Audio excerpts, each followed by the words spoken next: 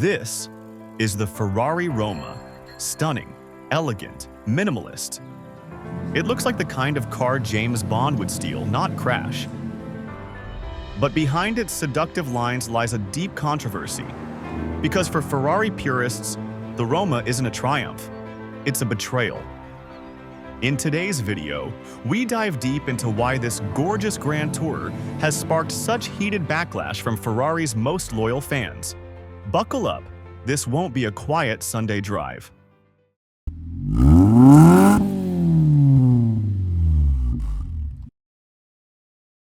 Let's start with the obvious. The Roma is beautiful, arguably one of the cleanest Ferrari designs in decades. But that's exactly the problem. Purists argue that Ferraris should look angry, wild, uncompromising. The Roma? It's too soft, too elegant. No sharp edges, no vents that scream, track ready. It looks more like an Aston Martin than a Ferrari. And for fans raised on the raw aggression of the 355 or the muscular drama of the F430, this just doesn't feel right. It's not just about how it looks, it's about what's under the hood. The Roma has a 3.9-liter twin-turbo V8. Yes, it's fast. 612 horsepower fast, but it's not a V12. And for purists, a Ferrari Grand Tourer without a naturally aspirated V12 is sacrilege. Where's the howl? Where's the soul? The V8 feels clinical by comparison. Turbocharged efficiency over naturally aspirated emotion? That's not the Ferrari they signed up for. You know what else bugs the old-school crowd? The tech overload.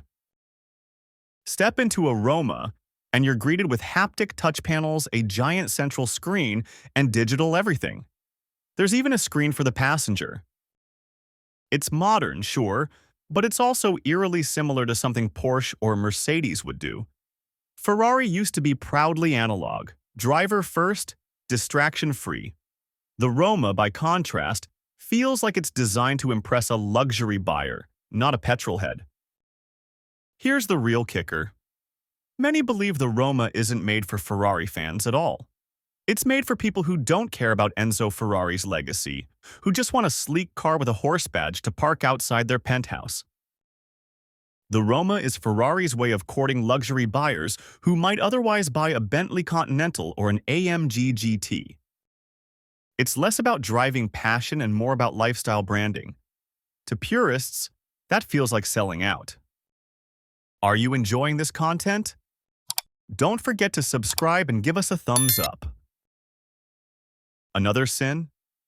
The Roma is too easy. It's refined, smooth, obedient. Great for daily driving, terrible for thrill-seeking. It doesn't scare you. It doesn't fight you. For many, that's part of what makes a Ferrari special. You're supposed to work for the experience, not be pampered through it. With the Roma, Ferrari dialed up the comfort and dialed down the chaos. And to purists, that's a compromise too far. Even the name, Roma, rubs some people the wrong way. Most Ferraris are named after racing legends, engine specs, or wild Italian phrases. But Roma? Just Rome? It's elegant, yes, but also generic. It lacks heritage. There's no racing pedigree, no historic reference.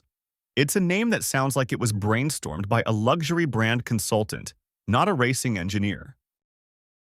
Ferrari launched the Roma with a tagline, La Nuova Dolce Vita, the new sweet life. They marketed it with fashion shoots and rooftop parties. No racetracks, no lap times, no Maranello. It was a lifestyle campaign, and for a brand built on racing bloodlines, that messaging felt alien. Imagine Enzo Ferrari watching that launch video. He'd probably throw a wrench through the screen. Now let's be clear. The Roma is a Ferrari. It's stunningly fast, breathtakingly elegant, and incredibly well-engineered. But for the purists, that's not enough.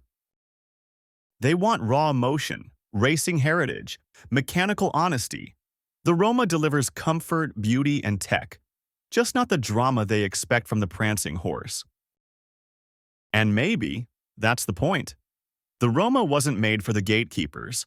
It was made to welcome a new era of Ferrari owners. But in doing so, it left some of the old ones behind. So, what do you think? Is the Roma the future, or Ferrari's first step toward becoming just another luxury badge? Let us know in the comments, and don't forget to like and subscribe for more Ferrari deep dives and performance car controversies.